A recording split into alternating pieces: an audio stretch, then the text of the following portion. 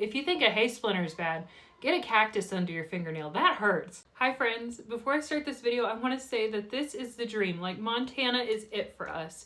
My husband and I, we have seen all of 48 continental states. I was a foreign exchange student in Europe a long time ago. And Montana is it for us. There's nowhere else we would rather be. We joke about moving to Costa Rica when we're in the dead of winter, but we really, really love it here. And I don't want this video to be me just telling you that Montana is a terrible place or the Rocky Mountains are a terrible place, because they're not. Like, this is it for us. This is home for us. We love it here. And I hope that comes across in this video, even though I am going to be talking about the realities and the hardships of living in this place. My husband and I are both from the Midwest. We were born in Kentucky and raised in Indiana. My family farmed on both sides, so agriculture in Indiana is like a huge part of who I was. And I left all that behind to come live in the mountains. I miss my grandparents dearly. I miss my aunts so much.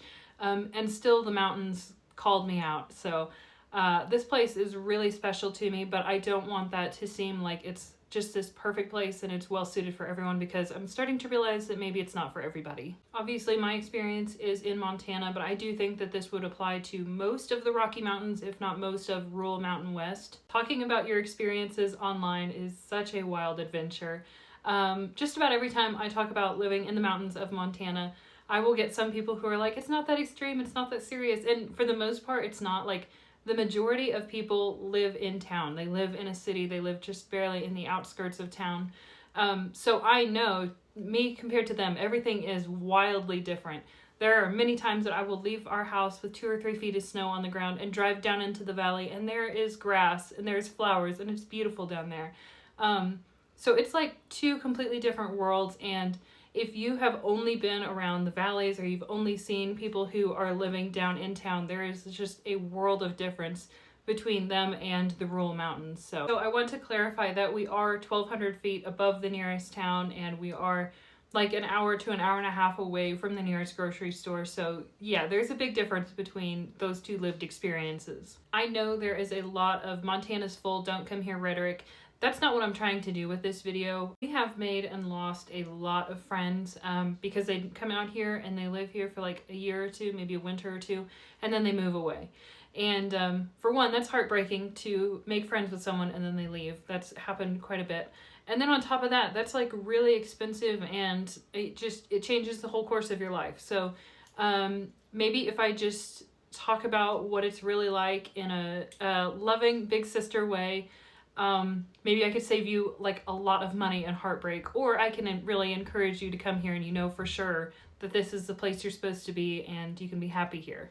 So as you can imagine, snow is a really big factor here. I think a lot of people don't really understand how much snow there is and how long it sticks around until they get here and they see it themselves and they wake up every single day and they go, oh my gosh, there's still snow on the ground. So whatever snow falls in like November, December is usually on the ground until April or May. Right here-ish, I have a round pen that needs to be rebuilt, and I would really, really like to get on that soon. There's still knee-deep snow down there. I can't do anything with that right now, and we're at the very end of April, and it has shown no signs of leaving. That's normal. That is completely normal. That's how things are here. So I think that is jarring for a lot of people. So we get a lot of snow and it stays for a really long time. Montana already has a really short growing season, and that gets even shorter the higher up you go. Let me see if I can find it. I've got this book. I think it's called Montana Gardener's Companion or something. It is wonderful. If you want to garden out here, if you want to live out here and have a garden, I highly recommend that book. Buy that before you buy anything else for your garden. It's got a form in there. I'll put it up on screen. It has a little guide on there that kind of tells you how long your growing season is going to be, not only for your region in Montana, but also for like your subclimate. All the little areas in your yard, all those little factors will make a big difference in how your garden does. We are on the north side of a mountain, and originally our garden was down in a little, like a shallow spot down by the pond. That thing froze even when our house wasn't freezing. Up by the house we could have little flowers blooming, and then I'd walk down to the garden in July and August and it would be frozen over. So all those little subclimate things make a huge difference, and that is even more drastic as you go up in elevation. The higher you get, the colder it is, and the longer it stays cold, and the sooner it gets cold. So really cold up here. The deep snow will also put a damper on your walks.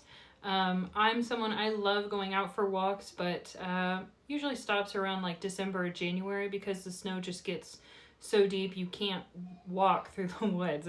It's up to your knees, and which is uncomfortable, but I've done that. I don't mind post-holing it through the woods, but then by the time you get up to like your hips, it's not passable. You can't do that. But things like cross-country skiing and snowboarding and snowshoeing exists, so those are options, but you just can't simply walk out your door and go enjoy a leisure run or a leisure walk unless you're out there plowing your trails every single day. With the deep snow comes the need for better tires and/or a plow, and not just your driveway, but also your road or the nearest roads. If you are on a private road, the county is not going to come clean that up for you. You're going to have to plow yourself out or be stuck. A good portion of the country roads out here are dirt. I'm not just talking gravel, but I mean dirt, and they're private. So no one is coming to take care of that road for you. They're not going to maintain it for you. They're not going to plow it, which I kind of like that, but it is something to consider. You've basically got three options here. You either get a really tough vehicle, not just good tires, but like good four-wheel drive, good solid vehicle that you trust to get you from A to B, even in really bad conditions, and you can get through 2 or 3 feet of fresh snow with that vehicle. If you do that, you might be able to skip plowing. Option 2, obviously, is plowing. You can plow that out so that way you have easy access. That is probably your best option, especially if you want to have easy access for emergency vehicles to come in and out. Option number 3 is to just be snowed in. I know some people who do that here, and it works fine for them.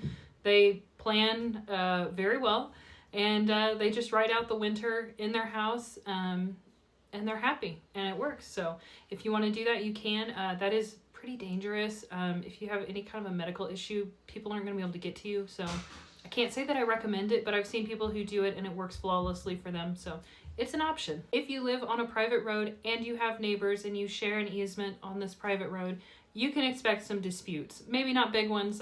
We're really blessed with our neighbors. We get along with them, and we've really got good neighbors. But there is still just little bitty squabbles that go on about different ways that the road should be done. Should you plow it downhill? Should you plow it uphill? Should the berms be spaced out a lot? Should you have berms at all? Should we push all the snow to this side of the road, or should we push it to that side of the road? If it's off this side, yes, it's going to protect you from going off the side of the mountain because it's like a makeshift guardrail, but then in the spring it's really slushy and it could suck you off the edge. So there's like 100 little bitty minute details that you would have never imagined that people could complain about. You'll find that there's a lot of stuff that can happen when you've got private road and neighbors. Every situation is different, so I'm not going to say that this is just some band-aid approach that's going to make it really easy for you. But I will talk about what we're doing with our neighbors that seems to be working. We're happy with it. They're happy with it as far as we know. If they don't like it, they haven't told us. And that is, we have neighbors who live just past us. They have to go through our property to get down to the main road through an easement. So they have to plow all of this anyways if they want to get to town. So they will drop off all of their fuel cans at our door, and we will fill them up every single time they drop them off, which means that now when they plow to get in and out, that's free. They're retired, so they have a bit more time than we do. I'm only a little jealous. And because of that, they appreciate having the free fuel to take care of that, and we really appreciate them coming through and plowing our way for us, especially since Devin is working so much. We have a tractor that is really good at plowing.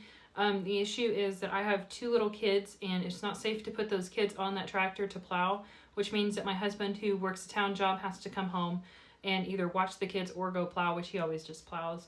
But it's not possible for me to go out there and plow by myself and keep the kids safe. So kind of have our hands tied behind our back there. Our neighbors taking the time to plow all the road for us like that is so helpful. We are extremely grateful.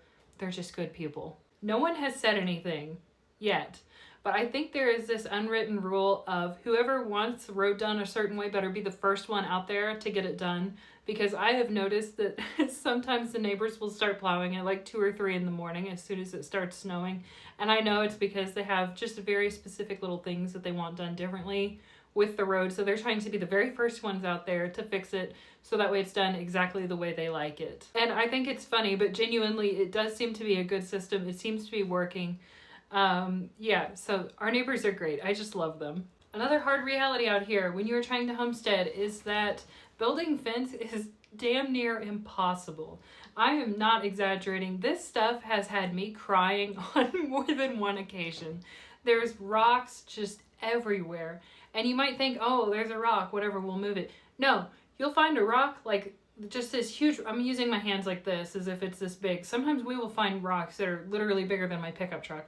But you'll find a rock and you'll think you can dig that thing out, and then you get to the very end of it and there's another freaking rock sitting on top of that rock. So then you have to go over there and get that rock dug out, and then it's just this big cascading effect of pulling up all these silly rocks so that we could just get something in the ground. I don't want this video to be me telling you all of these hard, terrible things about living here. So really the solution to that is to do jackleg fence, or we've done this, it's not great. We will take T-post and we will hit them with the tractor, and sometimes they go in the ground and sometimes they bend in half. So we've been buying used T-posts so that way it's not quite so devastating when they bend in half and you have to straighten them back out and they've lost some of their, their strength, I guess. So yeah, building fence is really hard. It will make you cry if you're like me. And it's challenging. Building is challenging too. We've been working on our greenhouse, and as soon as that greenhouse is finished, we'll work on the horse barn. The greenhouse video just went up last week, so if you want to see it, you can see it. Putting in 10 posts for the greenhouse took us 30 hours. No, not putting in the post. Digging the holes for the post took us 30 hours. One of the holes took around 6 hours to get dug out. It was terrible. And we ended up finding a rock so big that it completely changed our plans. We had to change the size of our building and everything because this rock was too big. So that's a challenge. There are special machinery things that you can get that will drill down through rock. We haven't found them. If you know of anybody who has that up here in northwestern Montana, let me know. I would really appreciate the hookup. But yeah, it is extremely hard to get buildings done, to get fence done. And if you're starting out with a homestead, that is like day one stuff that you need to be getting done. It's very frustrating. It's just part of it though. So expect that. Maybe if you come into it knowing that that's going to be hard, you'll fare better than we did. If you have seen any of my other videos, you know I'm a pretty big advocate for rabbits. And believe it or not, I am more of a horse or cow person. But the rabbits are just so sustainable. They're so beginner friendly, and they are really well acclimated to this climate. So they have a very solid place here on our homestead because of that. It's really difficult to grow anything up here, let alone grains and things for, you know, your pigs or your chickens, and even if you want it for your goats and cattle, that's difficult to grow, and it's really difficult to grow the volume of alfalfa or hay that you need for those other animals. But rabbits are really, really quick growers. They're very efficient on feed. About every 3 pounds of forage that you throw at that animal, you're going to get about a pound of meat back, which is exceptionally good. So we lean heavily on the rabbits up here because the climate is so difficult for growing and being truly self-sufficient with the other animals. Now, if you planned right from the get-go of just buying all of your hay and buying all of your grain, that doesn't matter. Like, it doesn't matter at all. But if you want to be really self-sufficient on your homestead and grow those things for yourself, it does make a difference. You're playing on hard mode if you're in the Rocky Mountains trying to be self-sufficient with your livestock even. We have 20 acres, and about an acre of that is all we need to really sustain the rabbits full-time for the full year. That is a lot of work though. I kind of downplay how much work that is. I should talk about that more. But if you wanted to have horses or cattle for a lot of the Rocky Mountains, it's like, if it's irrigated, you're looking at 10 acres per animal unit, which is like a cow and a calf or a horse. One horse is an animal unit. A cow and a calf is one animal unit AU. So you're looking anywhere between 10 acres if you've got irrigation, and more like 75 or 80 acres per animal unit to sustain them. So that is a lot of land. Now, granted, most of the land here is cheaper than it is east of the Mississippi, but that's a lot of land. I feel so stupid talking about this next gripe, but I can't not mention it because I feel like other people would relate. when we go to buy hay for the goats, there's been times that we live in an area that doesn't have cactus for the most part. There's not cactus here. I have gone and I've said, okay, is this hay locally grown? Is it grown here in the Flathead? Is it grown Tobacco Valley? Is it West Valley? I'm like, yeah, it is. And you open that thing up and you stick your bare hands in there to get that hay, and there's a cactus that it'll go under your fingernail. If you think a hay splinter is bad, get a cactus under your fingernail. That hurts. So if you go just on the other side of the Rocky Mountains here, there's cacti everywhere. And people will truck that hay in and they'll lie about where it's from, which is fine. Like, it's good quality. It's great quality hay, actually. But there's still random cactus in there and it hurts. Really helpful solution here that is like common sense. I'm sure you've already come to this conclusion just watching me, is just assume that all the hay has a cactus in it. Something else when it comes to building up here in the Rocky Mountains is that we have like a lot of snow, and you need to take that into consideration when you're building things, especially for your roofing and your trusses. Let's see. Our greenhouse is 640 square feet, and when we get like 3 to 4-ish feet of snow on it, if that is wet snow, that can be 130,000 pounds of weight on that roof for just a little bitty building. Our neighbors, when they purchased their place, there was a random concrete pad that they were like, what's this for? And the neighbor before had put in I think it was like a Quonset hut or something, and that collapsed. It just totally collapsed under the weight of the snow. There are quite a few RVs and houses even, unfortunately, out here that are just collapsed. They get smashed in the winter in the snow. A lot of people don't know how that you need a lot more trusses and you need higher quality trusses to build out here, and then their stuff gets destroyed. So pay attention to snow loads. Use the snow load calculator. Assume that all the snow is going to be really wet and heavy snow, and that will save you a lot of heartache and a lot of money if your things aren't collapsed. As I've mentioned before, the growing season is really short. According to the Montana Gardener's book that I'm going to show you the screenshot for again, we have like a 30-day growing season. And that sounds dramatic, but I have had frost in July and August. So not dramatic at all. It can freeze any time of the year, and that is difficult. Like, dang difficult to get used to. So obviously we're building our greenhouse. That's helpful. And I don't want this video to just be gripes. So if you want to start gardening in Montana and you don't have a greenhouse right away, here's a few things I'm going to tell you really quickly to help you out. I've got a little list here I want to share with you. If you want to garden right away without a greenhouse, focus on cold hardy crops first. Things like kale, spinach, radishes, broccoli, beets, potatoes, lettuce, Brussels sprouts, and a few varieties of beans. If you want to venture into tomatoes, peppers, or corn, buy them from someone local who has heirloom seeds, who's been growing them up here for a while. That will help you a lot. Those have already acclimated to the area, and they will have a much better chance of success. If you can't find someone to buy off of right away, I do recommend the Facebook gardening groups and things that, there's always local gardening groups that you can rely on. If you see a mean old lady on there who's like kind of grouchy, make friends with her, because I guarantee she's got all the good secrets. She knows what she's doing. My first 3 years gardening, I ate very little out of my garden. Just about everything I planted died, and the few things that did live, I was so careful to save the seeds off those. So I didn't eat them. I just grew them for the sake of saving the seeds and trying again next year. And they are getting better every single year. So the effort is paying off. It's just like, this is the long game. You've got to be really patient, and you've got to be more hard-headed than Mother Nature, which is saying something. Okay, here are a couple of varieties that I really recommend starting out with. This is not like an exhaustive list. This is just things that I have tried, and they've actually worked for me, and I've been shocked that they worked for me, so I wrote them down. Montana lavender clay corn, glacier tomatoes, and King of the North peppers. Those are great starting points. I've got a bunch more that I'm trying this year.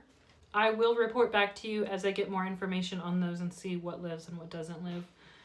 If you have local co-ops, go to them for the seeds. If you have local seed swaps, go to those. I'm not saying to avoid places like Burpee Seeds or Dollar Tree seeds, because they are good quality. They're just not really meant for cold climates. It's more for people who are growing in Indiana and Kentucky and Arkansas and Texas. Those places are so much more forgiving than Montana is. So whenever possible, get it from someone local or get it from a local co-op. And if none of that works, then do heirloom, obviously, and seed save as much as you can. It's going to get better and better every single year. It's a slow process, but I promise it will work eventually. Livestock can be harder here too. I'm sure you've already imagined that, but it's cold a lot, and that means you're going to be breaking out water every single day, or you're going to be using heated buckets, heated waters. But there's a limit to how much that those can handle. I haven't found anything that will handle -30, and we've seen -55. Okay, we've seen -55 on the thermometer, and the thermometer stopped at -55. It might have been colder than that. Our neighbor's thermometer got down to -60 one night, so but ours stopped at 55. So it gets cold out here, and and I found that like the local weather, the little weather stations that your county has, those will stop working too. So they just record it as the coldest temperature that it stops at, and that's it. So you don't really know how cold it gets until you're out here taking care of your animals at 2 and 3 in the morning, worrying about them, checking on them every couple hours. It's cold, and the heated water buckets can only do so much. So you have to accept the fact that you're going to be out there breaking water, hauling water in the house, warming it by the wood stove, carrying it back out. There's a lot of work that does go into that. Winter is just a little bit harder. With those really long winters comes really short production times in your pasture. I know in the Midwest it's like 2 to 3, sometimes 4 months that you need to supplement the pasture. Out here though, it is like 6 months at least. It could be 8, maybe 9. 9 is a little high, but definitely 8. It just takes a really long time for your pasture to recover, especially at a higher elevation like this. And the pastures are not nearly as productive as they are in the Midwest, in the South, in the Northeast. So your pastures are just not going to be very productive, and you're going to need to either have a really big property and grow a lot more that way, or you're going to have a lot more inputs from purchasing it and then hauling it in. And if you're in a higher elevation and you've got trees like we do, you're not going to grow things. You're not going to grow much hay up here. You would have to clear cut your trees, which you don't want to do, and grow hay up here. It's just not very productive. It's not very practical. So if you're really up in the mountains, you're probably going to be purchasing most, if not all, of your hay. I'm not sure if I just got defective animals or what, but my goats and my chickens, they have a little paddock. The chickens have a covered area, and then they have the area with the goats.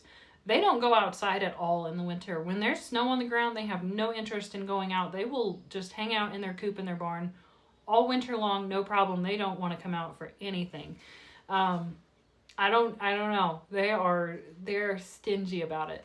So like when I go to clean out my goat barn in the middle of winter, I have to physically push those goats out the back door, and shut the door behind them so I can clean out their barn. And then as soon as I open that door, they are back inside. They're happy to be inside.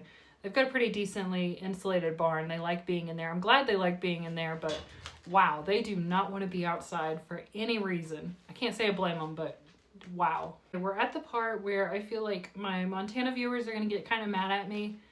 Sorry, this is just my opinion, okay? So, if you are at a higher elevation, you are going to have a lot more predators. That's a given because we're literally in their space. Like us personally, we are backed up. We are touching the Kootenai National Forest on 2 sides here. Like we are solidly in their territory. And believe it or not, we really haven't had that many issues with the wildlife, with the livestock. I've been very lucky with that. But there are a lot of precautions that we put into place to kind of help with that. So I don't know how much of it's luck. I don't know how much of it is just trying to be cautious about things and doing things correctly. But you do need to be aware, I guess, of the predators and know that they are around. Take good care of your kids. Don't let your kids be outside without you watching, without some kind of protection. So be careful. We have a 7-strand electric fence that goes around all of the animals. It is 12,000 volts. I know that 4,000 volts will usually keep in an aggressive bull. This is 12,000. We're not playing around here. So that's all the way around all of our animals. My goats will go out. Actually, all of my animals will go out during the day and get out of that protected space, at least in the summertime. And so they are unprotected for part of the day. But I do that when I'm home, when I'm watching, when I have protection on me, so that way if anything did bother them, we could take care of it. Now, luckily, I haven't had to put anything down while they've been out. I've been, like I said, just been very lucky there. This is the part I think where people are going to get mad. I think a lot of the reason why we haven't had any serious issues is because I leave predators alone. If I see them walking the tree line here, I don't bother them. Now I'll keep an eye on them for sure. I want to see what they're going to do. I want to see how they're going to interact with my animals, if they're going to bother them at all. But a lot of times they don't touch them. They know the rules. They know they're not supposed to mess with the livestock. They know that with livestock comes people, and they don't want anything to do with people. If they start getting close to the livestock, you need to haze them. I did have a mountain lion down here circling my goats one day. I ran down the hill with my shotgun yelling at that poor cat, and I fired one warning shot and she was gone. She didn't like that. It scared her pretty good, because as soon as she popped out of the woods to check on those goats, I was just coming down. And I really think that is the reason why we haven't had a lot of issues, is because you got to tell them that there's a crazy person who lives there, and they'll respect you and your animals a lot more. But seriously though, I've done my very best to educate the local wildlife that the livestock and the people are connected. There is a crazy person always watching, and they'd leave it alone. We've got a coyote who comes up probably twice a month or so that I see. I'm sure he's here more than that, but I see him twice a month consistently. He's on the backside of the pond, and he will dig up pack rats and those little the yellow belly marmots. He'll go down there and he'll hunt a bit, and he's seen me out while I've been out feeding the animals. He's been around when my rabbits have been in tractors, and he has not bothered them at all. And I think if I were to go out there and shoot that coyote, then another coyote would come in and take its place, and maybe that coyote wouldn't know the rules around here that you leave the livestock alone. So I think just leaving the animals alone when you can, and then educating them when you have to, makes a really big difference. That mountain lion has not been back. I really do think that it makes a difference when you just let them know that you're here. You let them know that the livestock are off boundaries, and you leave it at that. Because if you take them out, you don't know what uneducated, ignorant little bitty baby is going to take their place and not know the rules and potentially hurt your animals. I am not at all against hunting wolves or hunting mountain lions, but I really like how there are special licenses for that, and there are limits, because I think there should be limits to it. Whenever possible, keep them close to the house. Keep them inside a hot electric fence, 5 to 7 strands. Lock them up at night if you can. If you've got a building that is actually secure, that you can close the doors on and it's pretty tight, that's really good. That's going to help you a lot. It's really going to make it so you can sleep better at night. All of those things make a big difference. If you can't keep them inside your electric fence, because let's face it, we can't keep ours in the electric fence all the time either. They need to go out in places that are not secure. Then go with them. That's how people used to do it. That's what sheep herders are. That's what the old cowboys used to do. So if you're going to be out here, take the precautions either with your infrastructure or be present and watch them that way. You got to cowboy up and take care of your stuff. Now, the bears and the cats and the wolves are things that you always think about right away when you think about the mountains. But what's really going to test your patience when you get out here are the little vermin. We have shrews, which aren't too big of a deal, but we have pack rats, and we have marmots, and we have those weasels, and I think they're called martins. There's like pine martins. They're destructive, and they're mean, like so mean. Those little pine martins are like tiny little wolverines, and they don't give a shit about you, man. Those little varmints are so cute, but dang, they work fast, and they will destroy a vehicle just about overnight. And not just your trucks, but also your ATVs. If you have dirt bikes, they love the wiring on those. They'll tear them up. One of the first, as soon as we got here, just a couple days within moving in, our neighbor Dean, who has passed, we miss him very much. Dean came up here and he told us, he said, when you park your truck, pop the hood and it'll keep the pack rats out. He's right. It does help a lot. We don't always do it all the time because we've got good house cats now who are going out and they're good hunters, good mousers. But yeah, if you don't have cats to really keep that population down and they're not good mousers, pop the hood of your vehicle every time you park. It lets light in, and the pack rats don't seem to like that quite so much, and they are much more likely to leave your things alone. So it seems silly, it seems really simple, but it does do quite a bit to help you out. Oh, and those little pack rats, they look like little chinchillas. They are so darn cute. I love to watch them, but whew, they're hard on your stuff. When they go pee, it's like maple syrup. It doesn't like sink into the ground. It just sits on top, and it's sticky, and it smells horrendous. So not only are they going to cause damage to your vehicles, but if you have like shops or garages or hay or your wood, they will stink up the place so fast and make it nasty so quickly. Normally I'm like a live and let live kind of girl, but not the pack rats. This is one that always shocks our friends and family when they come to visit, and that is the fact that we don't have mail delivery out here for the most part. USPS, the United States Postal Service, we don't have mailboxes. They don't come up here. We have a P.O. box in the post office. It's open 24/7. You can go in anytime. You've got a key. You open your post office box, and you can access it that way. Ours is pretty little. It's like this size. So if you have packages that don't fit in that, sometimes they'll drop a key in there, and then you go to a bigger parcel locker and you pick it up. Or they'll leave a slip in there, and they'll tell you need to come pick it up, which shouldn't be that big of an issue. But if you are working in town, you're never going to be home when the post office is open. Like our post office is open like 3 or 4 hours. It's very short. It's a very short window. So it's really hard to hit that window to get your packages. It's just a hassle to get things through the United States Postal Service. Your more expensive private options might deliver to your house depending on the weather, depending on the driver, if they feel brave that day. There's been 4 times now that we've had to pull out either a UPS or a FedEx driver because they slid off the road. This place is difficult to get to. You may or may not be able to get that delivered to your house. It really just depends on your area. It depends on the driver, how safe they feel, how competent they are with the roads. I remember like 2 years ago, I ordered this like really cheap $30 incubator online, and I paid like $30 to have it shipped through UPS. That's the only place they offered, and the shipping was really high. And I thought, I should probably just like go to Murdoch's and buy it there. But I thought, no, I'll just order it online. Let's just get it over with. I'll just order it online. They'll ship it here. It'll be fine. Well, they didn't ship it here. So I paid the $30. They put it at the UPS hub in Kalispell, which is like a 90-minute drive each way for me to go get. I'm like, all right. So I drive down to UPS to go get this thing, and it ended up, they didn't have it there. They ended up moving it to Eureka. So then we drove all the way to Eureka, which was another, like, it's past our house. We have to go past our house the other way towards the Canadian border. It's right on the border to go get this silly $30 incubator. So we spent like $30 extra just in gas to go chase this silly incubator down. It's just frustrating. And a lot of times now I will order stuff, or I won't order stuff at all. I'll just buy it in the store when I see it, even though the stores usually mark stuff up. It's just easier to order it from the store than it is to chase things down.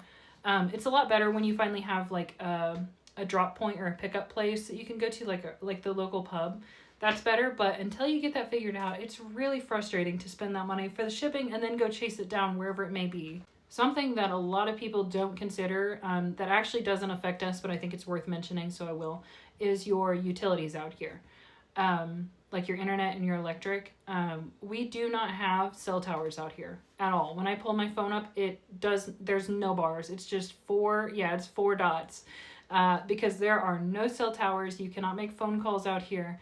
And that means you can't run like a hotspot off your phone to work at home or have internet, things like that. We got extremely lucky with our place. Like, I cannot express just how lucky we got with our place. The person who lived here before us paid a ton of money to run electric up to the house. I don't even want to think about how much that person paid, but I'm so grateful that they did. So we are not off the grid, even though we're pretty far out and our road is treacherous in the winter and we do not have a mailbox and nobody delivers to us. We still have electric. It's amazing. Most of our neighbors are off the grid, but we are on the grid, and I'm really grateful for that. Our electric bill has been as low as $40. No, actually, our electric bill has been as low as $30 a month, but lately it's been higher. But sometimes we can get it down to like $40 a month. It's very, very low, and that is because we're a co-op, so it is not for profit. It is member owned. I think we just got like an $80 check in the mail the other day, because if there is a profit at the end of the year, they divide it up equally amongst all the members. So that was our little share of the profit from that. Most of the time, you're going to be completely off the grid. You're going to have to figure out how to work solar panels, wind turbines, something like that. We are on the north side of a mountain. We do not get very much sunshine in the winter, so we would be royally screwed if we had to operate off of a solar panel. We would be running generators a lot. It's just not great. So if you're going to be off the grid, consider your orientation. Make sure that you can use solar panels or wind turbines. Just pay attention to that stuff before you buy, because that is going to be a huge part of your life after you get moved in and start living on your mountain homestead. The other insanely lucky thing about our place is that we have high-speed internet, like run through the ground fiber optic cable. There was a grant a few years ago. I don't remember the specifics, but there was a grant that basically wanted to get internet to the most rural parts of Montana, and we just got lucky enough to be part of that. So we have high-speed fiber optic internet out here in the middle of nowhere. Most people are not going to have that option, so just pay attention to what your options are when you move somewhere or when you're looking at places, because you're probably not going to get that lucky. You might. I really hope you do, but it is difficult to find that. You'll probably end up using something like Starlink or satellite internet, or using a hotspot off your phone if you do have cell phone towers in your area. Another day, another coffee. So we were talking about mountain orientation. That plays a really big role in how happy you're going to be at your homestead, how feasible it is to stay there. So when you go to look at your dream homestead and you are super excited, make sure you take a moment to just look around at where your mountains are. And let me put up two apps. I'm going to put these up here in the corner. There's a shade map, and then there's one that tells you when the sun sets and where the sun sets all year round. That is going to be immensely helpful, even before and after you get your homestead. As I've said many times before now, our house is on the north side of a mountain, which means that the sun sets in November-ish, around middle of November, around Thanksgiving, and it doesn't come back up again until the middle of January, sometimes February, just depending on how cloudy it is. That's really no big deal for us because we're part of Lincoln REMC. We don't have, we're not off grid, so no big deal. The only thing you really have to worry about is just your sanity of sitting in the dark all winter. It's not a big deal for us, and our greenhouse just barely gets little slivers of light down there now that we've taken out a considerable number of trees over here to our south side. So there's more sunlight down there. It's not hitting our house. We can't cut enough trees to make it hit our house, but we did cut enough trees to get it so that way the greenhouse would have light for most of the year. Actually, I walked down to the greenhouse on winter solstice this last year. It wasn't finished or anything like that, but we could look at it and the sun fell perfectly in between the posts. So there wasn't a shadow to our east or to our west that fell outside of the greenhouse. So the house, it really is perfectly oriented to the winter sun, which means it's going to be as efficient as possible. If you're willing to go get your own mail and be out of the way, not be able to plow, maybe be dark for a good part of the year, then there are going to be some good financial benefits to that, which really shouldn't be overlooked. I know people hear all of these bad things and they think this is terrible. It's not. We are really glad that things panned out this way because it meant that we were able to afford our place in the first place. It was way, way cheaper than many of the other options, not just in this area, but all of Western Montana for a good portion of the Rocky Mountains. It's just so much cheaper here because we were willing to put up with those things. Our place has doubled in value since we purchased it 5 years ago. That's not anything special we have done. That's just the housing market. It's crazy right now. I know you know that. I don't need to tell you that because I know you've seen it. I'm really sorry for you younger people who haven't bought your own place yet. I'm really sorry. I know you are playing on hard mode. Don't feel like you're behind. Everything is genuinely hard and sometimes terrible. So don't beat yourself up on that, because it's not you. You had nothing to do with that. You've just got to ride it out somehow. We really did just get lucky. We know that. We're not going to act like we did something really special here. Like I said, we just got lucky. But with that said, our property has doubled in value in the past 5 years since being here. We were able to get our place much cheaper because of that, whatever. What I'm getting to say here is that down in the valley, there was a place that just went up for sale recently. And let's see, it's very comparable to ours. We're on 20 acres. It's on 20 acres. We're like 1,600-ish square feet. It's 1,600 to 1,800 square feet. Let's see, what else is there? It's got internet and power. We have internet and power. It is on the main road. I don't know if it has mailbox, but it's on the main road. It's very easy to get to. It's already plowed for you. And let's see. It did not have fence on it. Our place did not have fence on it when we purchased it either. So it is literally 10 times what our place is right now at what it's valued at, which means it's 20 times what our purchase price was just 5 years ago. That is a huge difference, and it really does.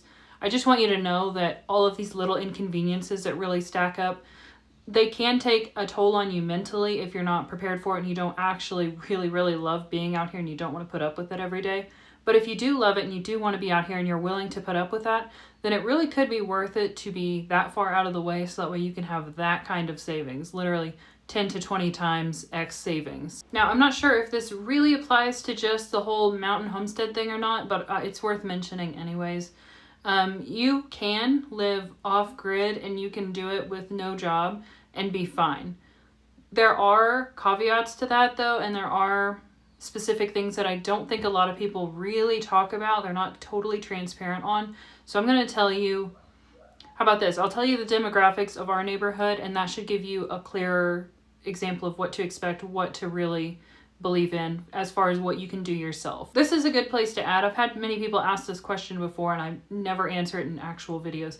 We are in the same county as History Channel's Mountain Men's Tom Orr and Paul Anzac. We're in the Salish Mountains in Lincoln County, so we're all here together. Those guys, I don't know what their financials are, so I can't speak to them at all. But yeah, those guys who are doing the whole mountain man thing, they are right here in this area. We also had 2 episodes of Homestead Rescue filmed like super close by in the neighborhood. Anyway, let's talk about the neighborhood. Let's talk about what's going on here, so that way you can kind of, I think it really represents how the whole homesteading in the mountains thing is going for a lot of people. So a lot of these properties are, it's technically a subdivision. It was a big, I think 160 acre parcel that got divided up into 20 and 40 acre lots. I think there's a couple 10 acres, but mostly 20 and 40 acre lots. A lot of those are just sitting completely empty. There's no driveway, there's no water, there's no cabin site, nothing there. It's just a spot that someone out of state owns, and they may or may not have aspirations to live here someday, but they've owned it for decades and they haven't done anything with it. Maybe every now and then they will come out, maybe every 2 or 3 years, they'll come out and camp on it with like a tent, and they'll do dry camping or car camping. That's it though. It's just not used. Very quiet neighbors for that reason, kind of nice. We also have a lot of houses that I would consider very nice houses that sit empty for like 51 weeks out of the year, maybe 50 weeks out of the year. And that's because they are 2nd, 3rd, or even 4th vacation homes for people. So they only come maybe 1 week in the summer and 1 week in the winter. They'll snowmobile in, and that's it. It's not even their main vacation home. Then we have a couple neighbors who live down in the valley for most of the winter. And then in the summertime, they will rent out those places that they live in during the winter. And then they will come up here for the summertime. They will enjoy the beautiful mountains when it's nice and warm and there's no snow to deal with. And then when the snow starts again, they will move back into their main home down there in the valley. And then there's the few neighbors who actually live here year-round, full-time. And with the exception of 3 of us, they do not work at all. They are either retired or they are disabled, or they have some kind of passive income, so that way they do not have to go to a job anymore. They don't have a business. They don't do side hustles or anything. They are just chilling out, living their very best lives up here. So after you remove that whole population I just talked about, there's only 3 of us left. My husband and I making up 2 of them. I work from home, so I don't have to leave the house to make an income. I'm extremely grateful for that. I get to do my work from home, homeschool, take care of the homestead. It's great. I love that. Devin, on the other hand, commutes 62 miles each way to work. So I think it takes him like 65-ish minutes to get to work on a good day. On days that he has to chain up or he really has to deal with the snow, it's like an hour and a half each way. So that is a lot of work just to get to work. And then we have one neighbor left. She is such a sweetheart, and she makes a similar drive as Devin every single day for her work. So yeah, that's it. Most people out here, they don't live here full time. They only live here for part of the year. They only come out a couple weeks. If they do live here all the time, they're either retired, disabled, they have some kind of passive income, so that way they don't have to work. Yeah. So if you want to live out here, here's my advice for you income-wise. The most obvious being be retired, have passive income, don't need to work. That makes it way easier when you're this far out and getting to a job is difficult. If you do want to live out here, and that is not an option for you, like it's not going to be an option for like 90% of the population, I would recommend not smashing your coffee cup. I would recommend finding your job first before you move out here, or if you are working for yourself, that's a completely other thing. We always need people. We always need more business owners. Be frugal if you're going to be a business owner, because your business will probably be different here than what you're used to, but it can absolutely work. But if you are looking for a job, if you're looking for working for someone else, line that up before you get here, and keep in the back of your mind that you do not want to be burning bridges when you get here, because the valley is small. Now, yeah, there are technically a couple valleys around here, but they are all small, and the further you go, the more you're driving, the harder it is, the more you're going to have to earn from those jobs to even justify making that drive. So keep that in the back of your mind the whole time you're looking here. Now, if you live in a flat area, this is probably not something that you've ever had to think about before, but for our house, for example, if we leave here and we drive straight east, we are going into wilderness. We're going to cross one mountain range. We're going to hit Glacier National Park. There's another mountain range. You cross that range, and then there's plains and very small towns over there. So we would be driving like 4-ish hours if we wanted to get a job to our west. Or to our east. If we wanted to go north, we're only a couple miles away from the Canadian border, so we would be crossing that. That's a whole thing. And then there's very few towns up there. It's very small.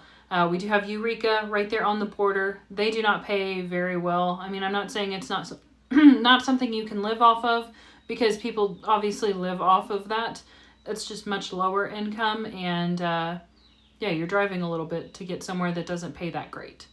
If you go to the south, you're getting into the Flathead Valley. That's where all of our options are. And then if you go west, you're going to hit 2.2 million acres of Kootenai National Forest. There's a whole mountain range there. It's very difficult. You can't just go up and over the mountains very well in the winter. You kind of have to go around it, so that adds more time. And then you get to Libby, which again, a very beautiful small town, but not that much in terms of industry.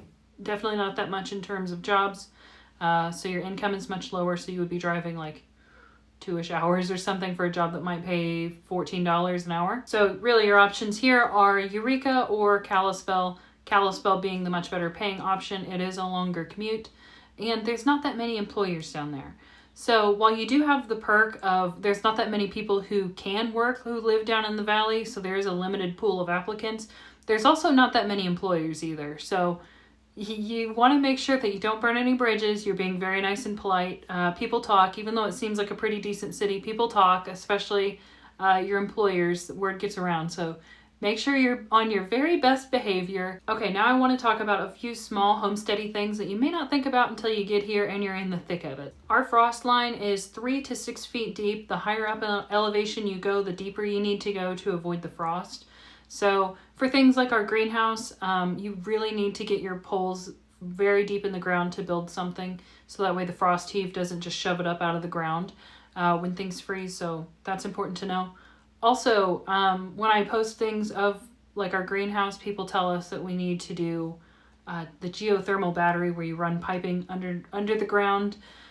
It's a great idea. I'm not saying that it doesn't work, because it totally does. But it took us 30 hours to dig those 10 posts, so that was a lot of work. it would be a lot of work to just dig out that big of a spot to begin with. And in addition to that, it's not like you get down to the 6 foot mark, 6 foot and 1 inch, and then it's suddenly 60 degrees down there. It's not. So you can't just rely on geothermal to keep you warm all winter. You have to go down very far if you really want to tap into that. And the whole reason that geothermal works is because heat is very, very slow to move through the ground. So I'm not saying it won't work, but there's a good chance that whatever footprint you have picked out to be your climate battery will deplete itself quickly, because we do have cold winters here. And then it takes a long time for the surrounding, so if your geothermal battery is here, and then the surrounding dirt is around here, once this is depleted, it's going to need to pull from here, but it doesn't pull from here immediately. That's the point. It's very slow at doing everything, so it'd be really easy to deplete your battery and then not be able to rely on anything else. So I think a lot of people think they can just come out here to a really cold area and be fine by just tapping into the Earth's heat, which you can, but you have to go down a very far way, probably 20, 25 feet or so, to really be in a sustainably warm spot that would actually take care of yourself and your buildings. Another thing that people don't really realize until they get here is that just about everything leaves this mountain as soon as winter sets in. So your deer, your elk, for the most part, if you've got moose, we have a few moose out here, they all kind of move towards the valley and they get out of here because it's harder to find food here. That also pertains to your songbirds. You've got your birds that migrate south for the winter, they're gone anyways, but then you've got those birds that stick around here. They don't stay in the mountains, they still go down to the valley because it's much easier to find food there, so that's where they go. So when you walk outside on a cool winter day, a lot of times there won't be much of a breeze, and when there is a breeze, we've got pine trees, so they don't make much noise, and then there's no birds. So when you walk outside, it is completely quiet. And for a lot of people, that is unsettling, and they do not like that. And they don't realize they don't like that until they get out here and they experience it for the first time. Most of the bigger game leaves too. The only thing that really sticks around here are the snowshoe hares. They don't mind, because as the snow accumulates, that kind of gives them a stepping ladder to get higher and higher on the trees, so that way they can eat more of the needles and little branches off that, and they'll be fine. So the only thing that really stays are the snowshoe hares and the things that hunt the snowshoe hares, like your lynx and your bobcat and the occasional mountain lion. If you have any kind of a house call that you need to make, like your washer breaks, your dryer breaks, you got a vehicle that's broke down and you somehow don't have a way to haul it into town, you've got animals that need help, all of your house calls are going to be so much more expensive. A lot of places have between a $75 and $200 house call fee that goes on before they do any other services.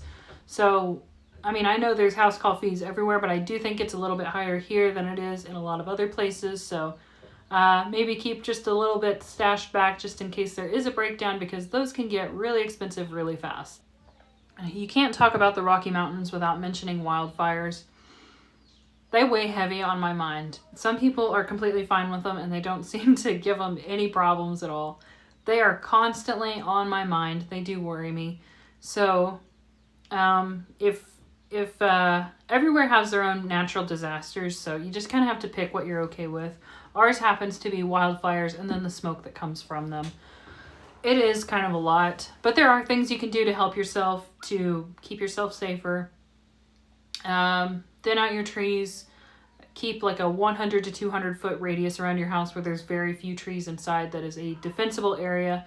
So if there is a wildfire burning, the firemen can come in and they have plenty of space to fight off the fire and be safe themselves. That's the key thing there. You've got to make it so that way the people who are risking it all for you have the very best chance of taking care of things and being safe while they do it.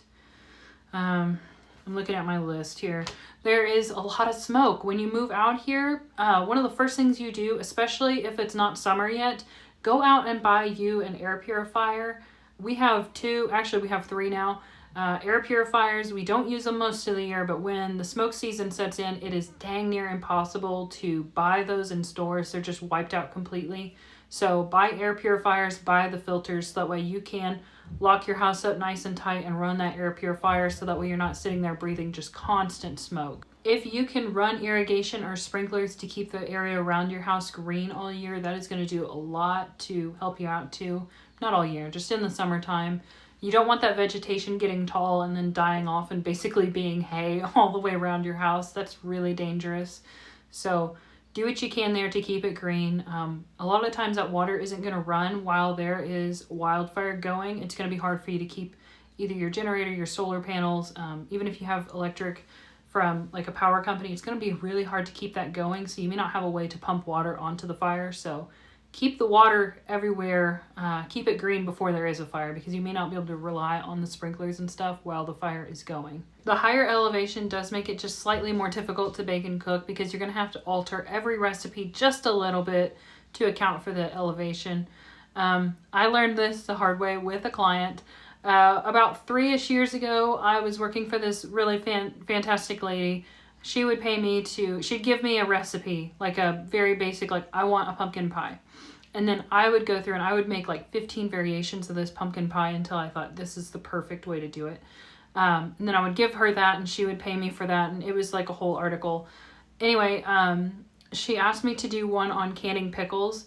And I did that according to what I did in my kitchen with my pickles. I had like a tougher skin pickle, and obviously we're at a higher elevation. So I told people to can this for 20 minutes. And she had this huge Facebook page, and I got roasted to a crisp on there. People, oh my gosh, they were so mad at me over that recipe. I ruined who knows how many pickling endeavors because they followed that to a T, and they shouldn't have. And I didn't even think to consider the fact that obviously I'm at a higher elevation, you need to be more careful. I ruined a lot of stuff. They were super mad at me. From now on, I've always been really careful to how I word my recipes and make sure that it's a little bit more ambiguous, because it does not work everywhere. Another thing, just so you don't feel crazy when you get out here, if you have a longer flue or a longer chimney, it is going to take just a little bit longer for that to draft than if you were at a lower elevation. So you're not crazy. It just takes a little longer. If you want, you can take like a torch, you know, those little blue torches. You can kind of stick that up in your chimney and turn that on for just a minute or two to kind of heat it up. When that is warm, it's way easier for it to draft. But when that's cold, it's really hard to get that smoke to go up and out through there. So if you're not careful, all that smoke will billow back into your house. So it's not your fault. It's just that you didn't know. Maybe you can avoid that. Okay, I said it's dark here, and I said that winters are long, blah, blah, blah. The inverse of that is the summertime. So while in the winter we might get 5 good hours of daylight, in the summertime we might get 5 good hours of darkness. At the summer solstice we have, I think the sun sets around 11 o'clock, and then it rises again at 4 in the morning. So you're looking at 5 hours of it being dark, which is lovely, but it's very hard on your garden, because a lot of plants that like full sun, that's only like 6 to 8 hours that they actually want. So it might be worthwhile to put down a shade cloth, because they could be, your poor plants, they can be going from freezing cold to suddenly being warm and then being baking under the sun for, 21 hours a day? That's a lot on a plant, and that will fry your plants, believe it or not. Okay, the medical access up here is abysmal. We had our friends who stayed with us this winter because, like I said, the housing market is really hard up here, and we just wanted to help them out. They couldn't find a place. We told them, hey, stay. They stayed in my office, actually. Their little girl fell onto our wood stove, which is 100% our fault. We should have had our gate up that we had up for our kids when our kids were up. We just didn't think about it with their kids. But that little girl fell onto the wood stove, and then they had to drive her all the way to Kalispell to get her help, which was scary. It was like the middle of the night. Yeah, your medical services are far away. We had another friend who had an asthma attack, not here, but at his place. He's also in the mountains, just different mountains.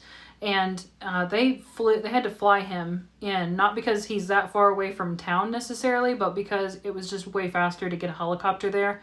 So he had to pay for a helicopter ride after having a relatively simple asthma attack. Because of that, I didn't know this when I first moved here, but they really recommend you have helicopter insurance, which it kind of makes me mad that you need helicopter insurance when you don't have a helicopter. But if you need to be flown somewhere, that will cover the cost of that. So that way, you know, you're safe. You're not going to be hit with this ginormous medical bill. So I'm not saying you have to do that, but I am saying that exists. And if you want to really protect yourself and protect your family, you can get insurance for specifically that. Okay, I want to end this video on a high note. There are a lot of hardships to living here, but one thing I was expecting to be a hardship but was not was the community. It is the fact that I am not isolated out here at all. I moved out here kind of like running away, honestly. I had a really hard family situation that I was trying to get away from, and I did. And I just kind of assumed that when I got out here, I was going to be completely alone. I was going to be a hermit. I don't know. I was just fully prepared for that, and that is not what happened at all. I ran out here as the black sheep of the family, and I got here and I realized that there was a whole flock of other black sheep who are just like me, think just like me, just on the same wavelength. It's really cool, and we just get along. A lot of us look a lot alike even. It's really funny, but there's just this whole group of like well-intentioned misfits who live up here in the mountains, and we get along. Sure, we have our problems, but like it's really, really refreshing to come out here expecting to be alone, expecting to just kind of do it yourself, and then finding this whole community of amazing, wonderful people who are there for you, who are there for each other. They genuinely care. They might seem a little rough around the edges, but once you get to know them, they are like just good as gold. It's really special. I also want to say there's like a lot of community events. We're in a pretty small town. I'm in Trigo. We've got our Trigo pub. They have farmers markets. I think it's on Wednesdays once a week, all through the summer. From the fall to the spring, there is the Kids 0 to 5. It's a play group. It's for the little kids to run around in the community hall, get out a lot of energy that they have when they're all cooped up in the house during the winter. And then the parents kind of stand off to the side and watch our kids and talk, and it's just really nice. I haven't gone to those as much since my kids are getting older, but there is this really cool group of women who go to the pub once a week, every week, Trigo pub, and they will sit and they call it their Stitch and Bitch group. They bring their knitting needles, they'll knit, crochet, sew, whatever, and they all sit there and they talk amongst themselves. It is the best thing ever. There's a lot of that goes on though. There is a really, really strong sense of community. It's so cool. Every Friday, I think it's the North Valley Food Bank, food group, something like that. It's a food pantry. They come to our community hall and people can just line up and pick up a box of food if they need it. I try to not get too political on the channel. I can't help myself here. I always hear people talking about how if people don't have a job or if they're not being paid to do good, then they're not going to do good. I have not found that to be the case here at all whatsoever, because the people here who are retired or disabled or they have just more free time, they are doing a lot to help the community for nothing in exchange. They are just genuinely really good people. We've got people who bake bread and donate it. We've got people who are giving away a lot of seeds. We've got people who are cutting a lot of firewood and donating that to the firewood bank so that way our senior citizens can have firewood all year and not have to cut it themselves. I don't think that's true at all, at all. And that is really evident with this food bank. People who have more free time are just doing more to give more. It's amazing to watch, and I'm just so grateful to live around such wonderful people. I want to get more involved in stuff like that as the kids get older and I get just a little, I just want a little free time. As soon as I get just a little free time, I would love to be more involved in the community because this is a really special place to be.